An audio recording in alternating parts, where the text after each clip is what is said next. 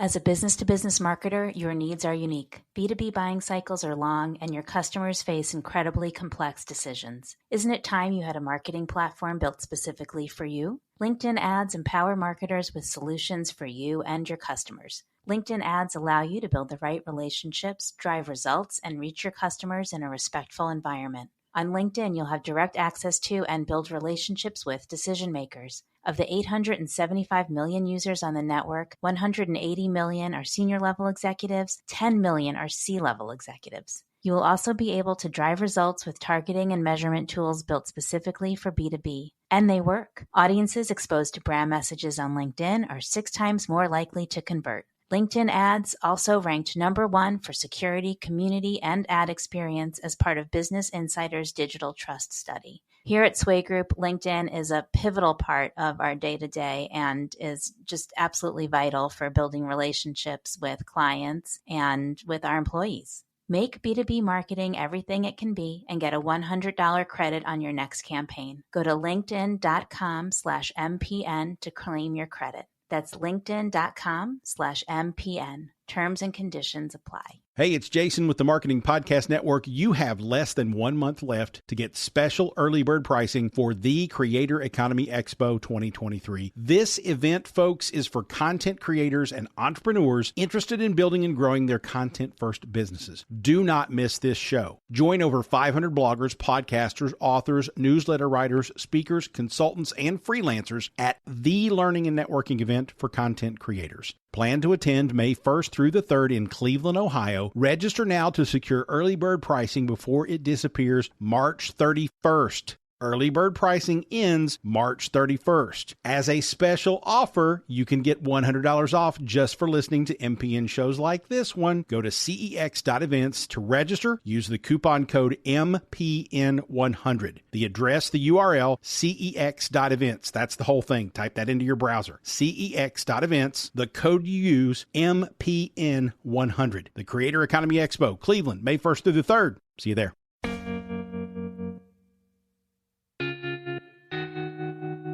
Welcome to The Art of Sway. This is a podcast that brings you inside the world of marketing through the lens of influence. I'm your host, Danielle Wiley. Each week, through candid conversations with industry insiders, we will uncover how influencer marketing is making an impact across all consumer buying habits and is changing the way we talk to each other. Let's dive in. Sophie Vershbow is a freelance journalist and social media marketer based in New York City. Her writing has appeared in the New York Times, Vogue, Vulture, Esquire, and more. Following a decade-long career in book publishing, she now leads social media strategy at Eventbrite. I'm so excited for folks to listen to this episode. I met Sophie on Twitter, first as just an admirer of her social media work for Random House and then as her own human. She is a hugely successful social media manager. We talked a lot about the ins and outs of that profession. We also spent a good bit of time talking about the current Twitter situation and what Twitter going away would mean for freelance journalists and others who rely on the platform for networking and promotion. It's a terrific conversation, and I hope y'all enjoy it. Hi, welcome. I'm so glad we could do this and that you are willing to come on. I'm very excited for this conversation. Thanks so much for having me. Why don't we start with your journey? Because I think it's a really interesting one. I just would love to hear how you are kind of, I'm not trying to make you embarrassed, kind of like legendary in the social media manager space. You're so famous. To just hear like how all of that came about and how your career arc developed. Yeah. Well, I'm a little too old for social media to have been my intended career. It wasn't really a career path. So I actually started as a book publicist out of college at Simon & Schuster and kind of did like a very traditional assistant associate publicist role, figured out it wasn't for me, and then freaked out that I didn't have any like 21st century skills because I worked in book publishing. So I actually went and I worked at 2 really, really small agencies for just a year, like not even worth mentioning. They were strange positions I had, but I really did get that digital marketing crash course and started managing platforms, figuring out how agencies work with different brands. And then I was able to take that when I decided to return to publishing. So I went back to Penguin Random House, where I ran social media strategy for 6.5 years. And then I just actually made a big career change this spring. I left book publishing and I now run social media strategy at Eventbrite. So that's really how my social media career, it really sort of just rolled into each other when that sort of work was starting to happen, on the agency level around that time. Yeah. It's very funny because my first job was doing book publicity. I love it.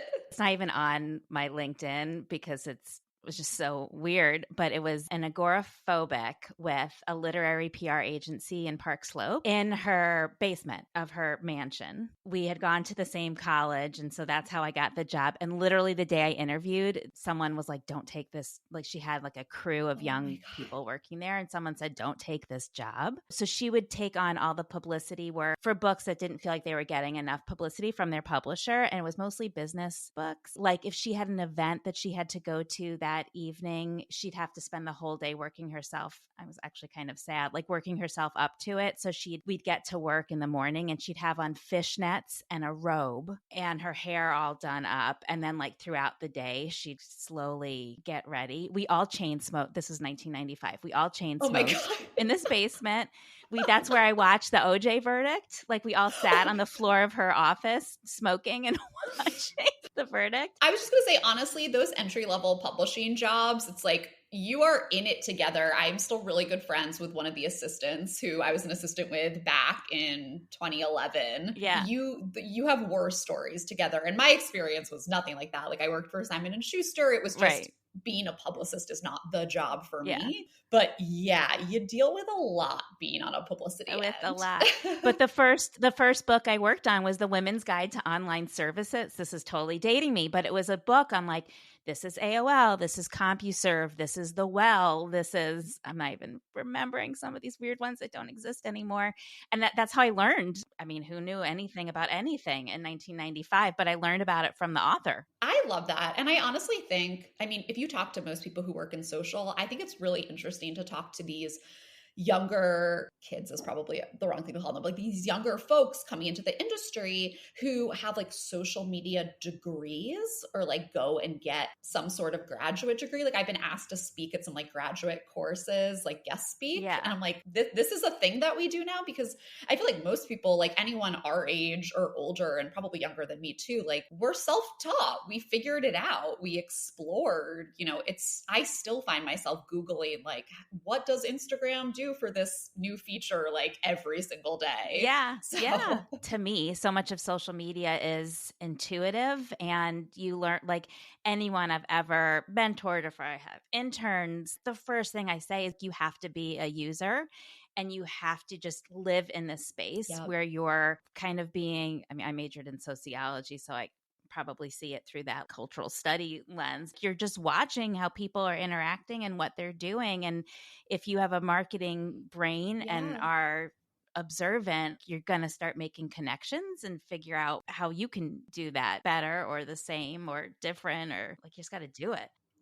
It is so much of social, and I think TikTok is like really highlighting this, is like call and response. How can I take what you did and make it my own? And so I remember this was a big thing when I first got into social, was trying to get people we worked with in more traditional offices to understand that if we're heads down on our phone, we're working. Because I will make the argument that me scrolling Twitter all day, even in a personal capacity, is my actual job, because that is where I get the ideas for half the content that I suggest we put out, is just by being on the platforms in a personal capacity. Absolutely. Part of what you're really good at is giving a personality to brands. And I, again, dating myself, back in the day, that wasn't a thing, right? Like a person has a personality and a brand is a brand, and they can't talk like they're a person unless, like, I remember having conversations at BlogHers forever ago, like, well, maybe if they have a mascot, and the mascot, I guess it's still like with Duolingo, they kind of do that. How do you figure out what the POV of a brand should be, especially when we're talking about a brand that's been around forever and was never thought of as really having an anthropomorphized personality? Totally. So when I came into Random House, it was very much, we are a brand and we are talking to you. We are up here. We are explaining things to you. That was the full dynamic. And I really don't think that most brands, to be clear, every exception to every rule. But I think in a lot of cases, just talking as a capital B brand is not really a successful way of reaching actual consumers. I always say we have actual social media advertising, like things that go through Ad Manager for a reason. That is where you reach people with your things that look like ads often. What we're putting out on social needs to mimic actual content on the platform. And so because of that, I always really think about who is the customer for this? What is that key persona? At Random House, of course, we were publishing every kind of book. I worked for like the biggest adult division. So nonfiction, fiction, commercial, literary, diet books, cookbooks, every which way is like, you have to talk to everyone in a specific way. And this is what I think is really hard is when you think of it as a brand, that you're just trying to talk to everyone with everything instead of saying this post is talking to this kind of person. How can we be specific to this person in this moment? And I think part of doing that is putting a personality to it. So at Random House, we said, okay, we have all these different personalities, but what's the number one? What's the one who's going to be like following us on social, especially a platform like Instagram, which is really what we built up the biggest while I was there. And it was, okay, our main persona is the bookworm. She's your best friend who leads book club, who always has great recommendations. She's not pretentious or, overly thoughtful about, I only read this kind of book. She's all for discovery. She's all for encouraging reading and, how much it makes her life better. And then we sort of like grounded our strategy in that. You can make it more specific, but I think when you ground your social in these more individualized personas, it makes it a lot more human. It makes it seem less like a brand without having to be like Wendy's and just start cursing or, they always like change the model. People always bring up Wendy's, but I do think there's a line you can hit between like sounding like a person and having to, who just tweeted was it Tampax who just did like a really weird one? Yes. We're in you. Yeah. Like, okay, we don't need to do that to not feel like a brand, is my feeling. You don't need to make me throw up in my mouth a little bit. I almost respected it for how insane it was. Like, we talked about it, but the idea of trying to get that, like the idea of the emails I would receive if I had published that tweet just kept me up at night. Well, speaking of that, like what kind of, this doesn't have to be specific to the work that you've done, but in general, what do you think are best practices? A social media manager has to have a certain degree of autonomy and be able to kind of, stuff moves quickly. You have to be able to run with stuff. So is it kind of, what's that saying? Like, do now, apologize late. I can't think of what the saying is, but that like, just like make it happen. Ask for forgiveness later. Yes, ask for forgiveness. Is that the best policy? Presuming you have some kind of guardrails set forth at the beginning, right? Some places you for sure won't go. I have hired a few social media managers to work with me now over the years. And I often get asked what's the biggest thing you look for? And I always say impeccable judgment. I need you to understand who we are, and I need to be able to trust you to put out a one-off tweet that's a good idea, that it might not be our top performing post. We're not talking about a campaign tweet that we're sending around because it's like has some big like ROI or something. We're talking about like a one-off tweet. I need to know that you can do that without me having to make sure you didn't get us in trouble. That is baseline. So at Random House, we did not really have a content overview policy. Like, I was the Random House account. If I had an idea, I posted it. Mm-hmm. And for the most part, that was very successful. At Eventbrite, we have like a direct, a much more formal content approval policy, but it really is right now just me and my social media manager. We're not leveling up all of that content, like evergreen content to everyone. And I think that's really important. I cannot think of anything more detrimental to quality social media content than 10 rounds of approval from people who are not on these platforms all day. Yeah. And if you talk to social media people, that's your whole job. Right. I am sure you have heard that is a number one source of frustration for people in this job function is when they end up in situations like that, because I think it's pretty universal knowledge among social media professionals that that is the worst thing you can do, is too many rounds of approvals. It's not going to get up on time. It's not going to be relevant anymore. And it's going to sound overworked. Like, individual people don't put that much time into their social media content. And so when you're trying to sound relatable and you spend 2 weeks, workshopping a meme, just don't do it. It's not then applicable to your brand, is how I feel. Yeah. I mean, it's such a different paradigm than brand marketing of old, where everything is scripted and everything goes through all these layers of approval. I mean, it's just for kind of old school people who have been around forever on that side of the table, it has to be a big shift, a big shift in how they approach everything. Yeah, and I think that there are, exceptions to that. I always say there's a really big difference between like evergreen community building content that we're driving and content we're making to fit into a larger campaign. So if Eventbrite is launching a major new product, for their organizers, that's not my responsibility as the social media person to say, oh, I'm going to reinvent every keyword you've already selected for this. There's probably existing assets and copies for a larger campaign that we are fitting our style into. And that to me is where those approvals and revisions come in. It's not just about us. It's not about just community building. It really is more cross-functional, where we have other people's interests much higher on our hierarchy of needs for like what we're trying to accomplish. Yeah. And what do you think, like, what's that percentage? I mean, we talk about it a lot here just with the social media posts and engagement we do on my personal Twitter and LinkedIn, and then also for the company. And we kind of go back and forth and are always playing around with it, but I'm always curious to hear what other people think. That ideal percentage between promotional stuff that does fit in with a campaign or is pre-scheduled, and then that just like that Oreo Super Bowl moment, right? Like just kind of being on call to like chime in with the brilliance. The percentage that was always quoted to me was it's supposed to be 20 to 25%.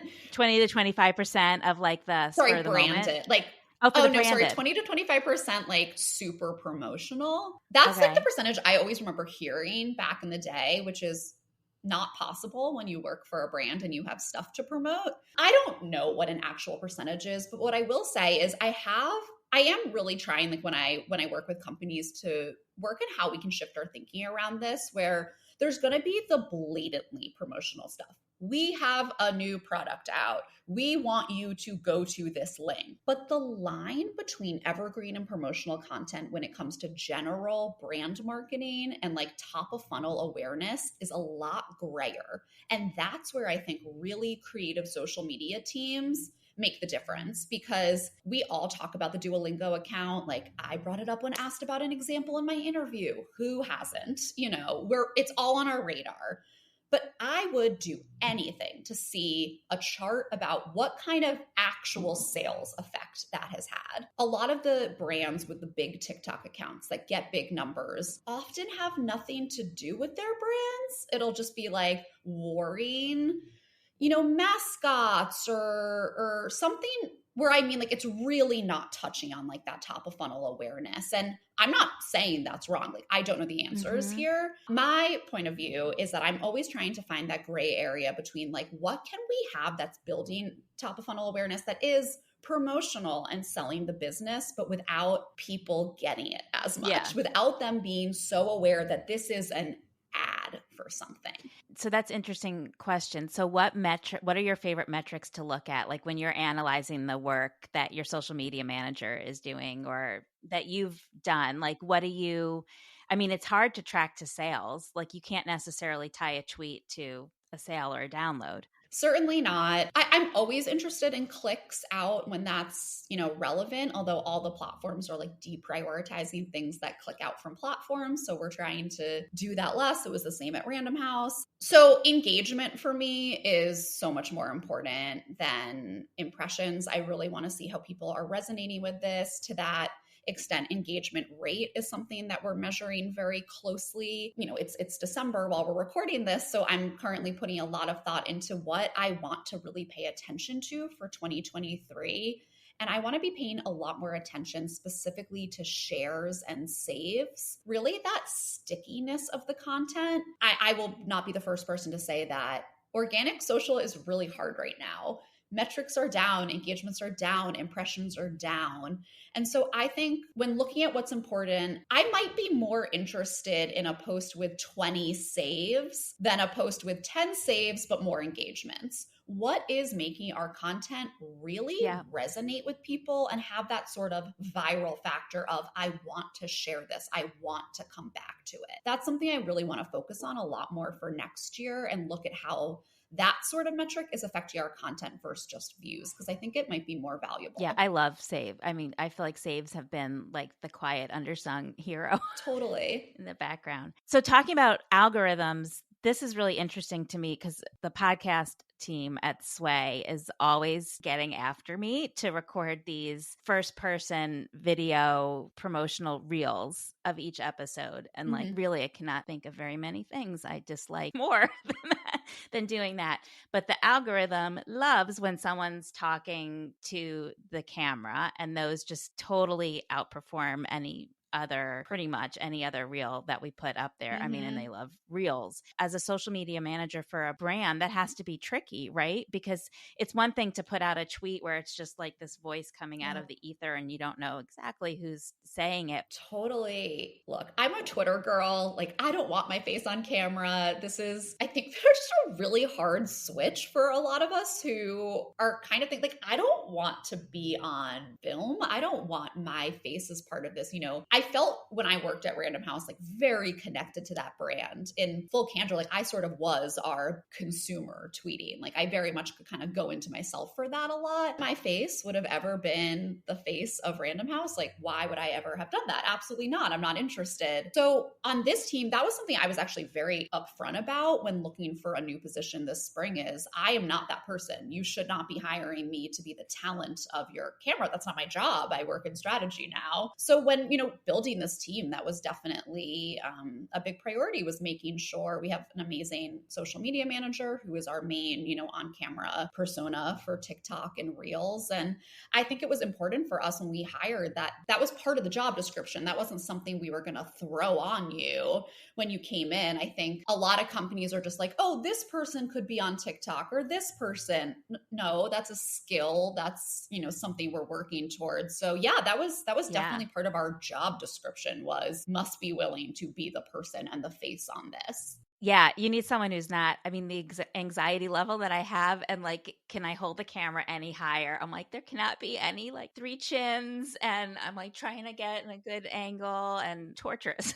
So you need someone who likes to do it. Yeah, I pop up like every once in a while for something just to help with workload. I actually have one I have to record and I'm like dreading it just because I'm more nervous filming a 20-second TikTok than I am, presenting a deck to marketing leaders. That is not something I'm super comfortable with. I will admit, I am now hooked on TikTok. I have gotten bit bad by the TikTok bug, and I'm utterly fascinated by the platform and just really so impressed with what some of these creators are doing. It's a wild place, but it's been really cool to finally take the dive in. Yeah. My kids send me stuff, and our team is awesome and spends so much time on there. And we have, luckily, a whole TikTok Slack channel that's kind of sharing curated good things, so I can try to dive in. As someone who started with Twitter forever years ago, it's hard to get into something new, especially something that's so like time sucky.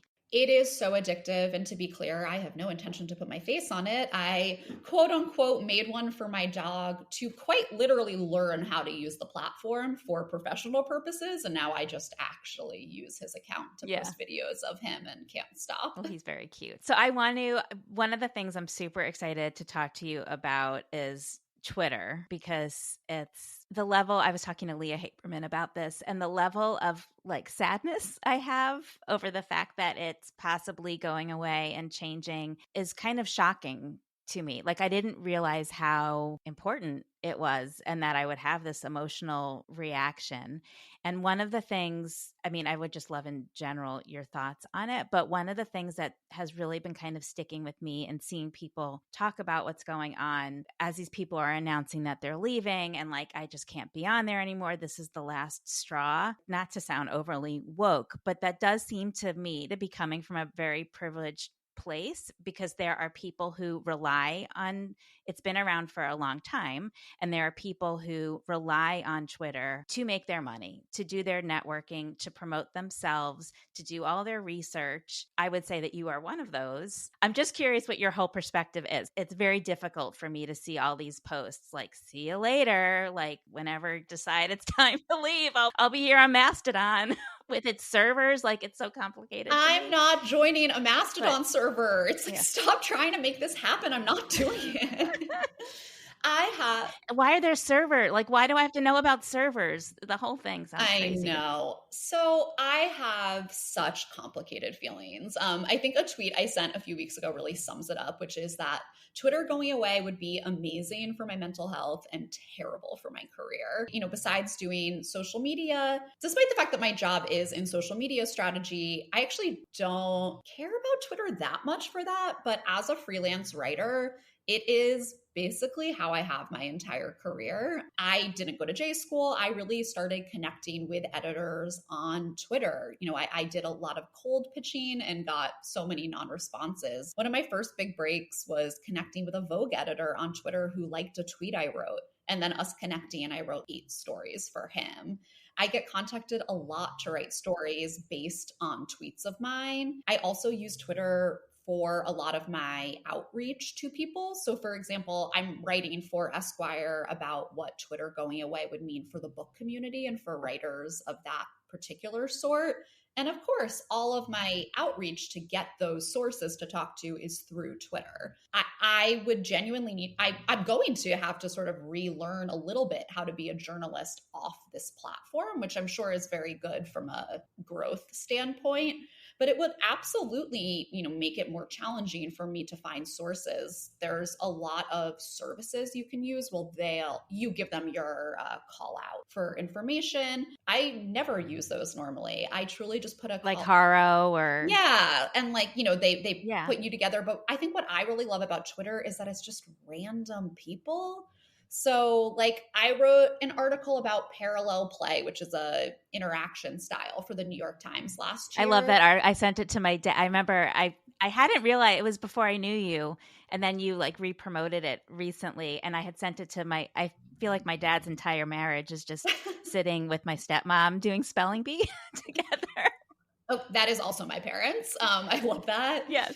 But yeah, like that is an example of one where how do you go out and find people who have done that? Like you're just saying, do you and your partner do that? I don't know how you go to like an organization and find that person. You really need individual grassroots outreach, and Twitter is essential on that for me and a lot of other people. So I am someone who aspires to write a book one day. I have, you know, many drafts of things, and a big part of that is I've been connecting with literary agents over the years and sort of just making all these very essential connections in the book and journalism world that, yes, I'm furiously writing down, you know, contact information, but it's not the same as having that individual access via DM and just sort of being on people's radar because they're seeing your content. I just had drinks with a friend of mine who is also a full-time marketing person who has a freelance writing career like mine. And we were just talking about how important it is for sharing our work. You know, when you work at a news organization, you're a staff writer, you're building your name, you have more connections, you know, you're getting promoted by the publication itself. Sometimes I'll work really hard on a piece and it won't even get shared by the publication. They have a million things going on, like truly no shade to them about it. Without my own platform to circulate that, I get very worried about, you know, how far things I work on can spread. Right. And sort of back to what we were talking about before, I'm not getting on TikTok and making little videos about my writing. I'm just not doing it. Like for people who do that, more power to you. I am a words person. I don't want to take pretty pictures of myself and somehow connect them to my career on Instagram or make like cute videos on TikTok. I'm a writer. I want to tell you what I wrote and put it on Twitter. Yeah, right. Well, and you also use it for like more altruistic things. Like you do a ton with dog fostering and adoption, and you were connected with Benjamin Dwyer and he got his dog. I don't even know the whole connection there, but like clearly you have connections that you have made through Twitter that are helping home dogs who need homes, which is not self-serving at all. I have genuinely used Twitter for so many sort of like fundraising or service things over the years. At the beginning of the pandemic, I did like a Metro card drive because everyone had like unlimited Metro cards that have been sent with their like WageWorks benefits, like myself. And it was just sitting there while I was like in my apartment quarantine. So we did, I say we, like as if like it's like me and a staff, like me and the dog did this. It's like from working on a team in marketing for years, I never want to say like I did something alone. Then I realized like I'm just. Oh, I still remember the boss who was like, you need to stop saying I. And so every time I say it, like I hear her. Me too. I'm incapable of saying it even for a solo project. But just to say like a Metro card drive to get those to essential workers, or like campaign donations for like embroidered masks I was making. I'm usually like up to something. But yeah, just to raise money for Simon's Rescue, the foster dog I have right now, I know that there's approved applications in from Twitter. Little things, even like helping to elevate other dog rescue things. You know, it's very weird. I always joke that there's nothing more different than a person with a lot of Instagram followers versus a lot of Twitter followers. That like, I don't even think, like someone recently referred to me as an influencer. And I was like, if you ever say that again, I will jump out the window. Like none of this was like intentional or that, but I really do value the support of people in my network who share these causes and who genuinely do good acts, like even buying a calendar with Simon's picture on it where proceeds go to benefit the rescue. Little things like that where without Twitter, I mean, I quite literally wouldn't do it because like no one would buy it. It wouldn't even happen. So really all that mobilization is on the platform. It would be a huge bummer to lose it. Yeah. I don't know what's going to happen. I'm sticking around as long as I can. Yeah. I don't know what it's doing for my mental health, but it does bring me joy and allows me to make connections. And right now, the benefits outweigh the drawbacks. But we'll see. I've always said it's a net positive. Like I've had some really rough times on Twitter. I got doxxed once. It was really bad. People tried to get me fired from my job for just tweeting that I didn't like Brett Kavanaugh. I've had some really dark moments on the platform. And I always say I stay because it's a net benefit. It really is like the good that it's done, the ways I have real friends from the platform. Like I've been to their weddings, you know, like I have very, very close relationships, both professionally and personally. And I get very frustrated when people sort of knock internet relationships, people who aren't perpetually online like us. I in no way think it replaces in-person connection, but to disqualify it from being significant and beneficial is really foolish and I think quite short-sighted. Yeah, no, I totally agree. Many of my close friends are internet derived, I guess you could say. Yeah. Okay, so I can't talk to you I could talk to you forever, but probably shouldn't because of my day job. But we close out every episode asking our guests what TV commercial from their childhood sticks with them to this day. So looking forward to hearing what yours is. This was so challenging because I am a child of the early 90s, which was really a peak time in commercials, I'd like to say. So ultimately, my answer is the Mentos commercial where the man rolls on the bench or sits on the bench and accidentally gets paint on his suit. So then he eats a Mentos, gets a creative idea, and decides to roll more on the bench to make it a pinstripe suit. And then he gives a thumbs up to the painter. And it's so stupid. And yet it has been stuck in my head for all these years. But it kind of like ties to your career if you think about it. You see this moment and then you take advantage of it and you turn it into something, I mean, not to get too like poetic about social media management, but I see the connection. Yeah, we're creative problem solvers. That's for sure. But yeah, something about that Mentos commercial, it's like the creative problem solving and the thumbs up really get me. I can picture the thumbs up. That's a good one. Well, this was awesome. Thank you so much. And I will continue to see you on Twitter, at least for the near yeah, you too. future. And we'll not see you on Mastodon, but we'll figure something else out should we need to cut ties. Thank you so much for having me. This was really fun. Sophie can be found at Instagram at @Vershbow, on Twitter as @Vershbow, and on LinkedIn as Sophie Vershbow. That is SophieVershbow. Thank you for listening. Don't forget to like, share, and subscribe. Please check back next Monday for a new episode featuring marketing conversations through the lens of influence. I am your host, Danielle Wiley, and this is The Art of Sway.